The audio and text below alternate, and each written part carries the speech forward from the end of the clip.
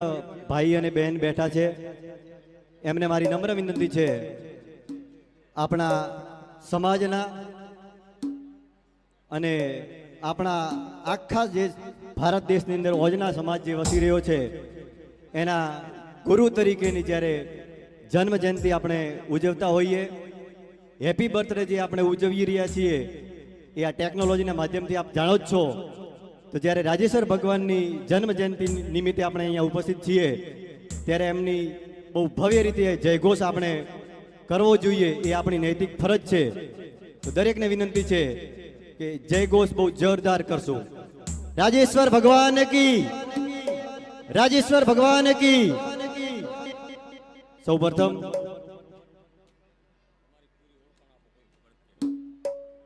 જી મંત્રી સાહેબનું કહેવું એમ છે કે તમારી ઓળખાણ આપો. સોશિયલ મીડિયા અને વિડીયોના માધ્યમથી આપ મને કદાચ ઓળખતા હશો.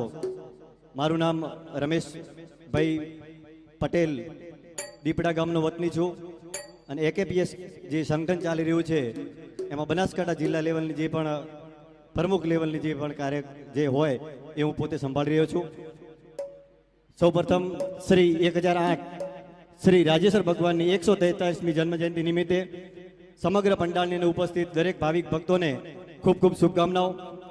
2 જ મિનિટ આપની વચ્ચે લઈશ, વધારે ન લઈશ.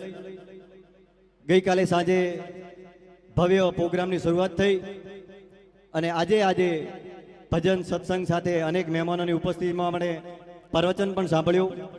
ગઈકાલે સાંજે મારી લાખણી મંદિરે પણ એક આવી જ રીતે મને બોલવાનો મોકો મળ્યો હતો અને મેં મારા વિચાર રજૂ કર્યા હતા. આજે પણ એક વિચાર રજૂ કરવા જઈ રહ્યો છું. તમામ ટ્રસ્ટીગણ, કલાકાર મિત્રો અને સામેલ બેઠેલ જે વ્યવસ્થિત રીતે જે માઇન્ડની અંદર જે એક્સેપ્ટ કરી રહ્યા છે એમને મારી નમ્ર વિનંતી છે. આજના દિવસે સવારની અંદર આગાજ થયો.